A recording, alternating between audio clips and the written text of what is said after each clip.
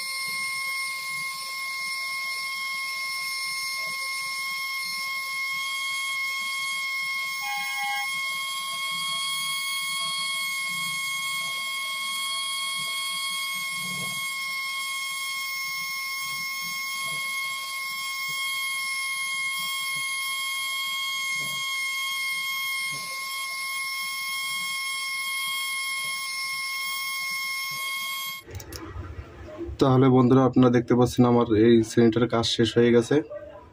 এখন আমি শ্রেণীটা চেঞ্জ করে নেব। আশা করি আপনারা কাজটা বুঝতে পারতেছেন। যদি বুঝতে পারেন আমাকে একটা কমেন্টের মাধ্যমে জানাবেন আপনাদের মতামতটি। আর সম্পূর্ণ ভিডিওটা দেখার পরে যদি ভালো লাগে থাকে তাহলে ভিডিওটাকে একটা লাইক করবেন, কমেন্ট করবেন, শেয়ার করবেন এবং সাবস্ক্রাইব করবেন এবং পাশে থাকা বেল আইকনটি বাজিয়ে দেবেন আরও নিত্য নতুন ভিডিও পেতে সবার আগে। আর যারা যারা অলরেডি সাবস্ক্রাইব করে ফেলছেন তাদেরকে অসংখ্য অসংখ্য ধন্যবাদ। তাহলে চলুন পরের ডিজাইনটি দেখে নেওয়া যাক কীভাবে তৈরি করা হয়। সাথেই থাকুন, ভিডিওটা স্কিপ না করে সম্পূর্ণটা দেখুন।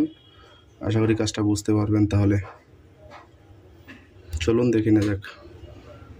আমি এখন লাগিয়ে নিলাম 3mm ফ্ল্যাট, এটা ব্যবহার করব।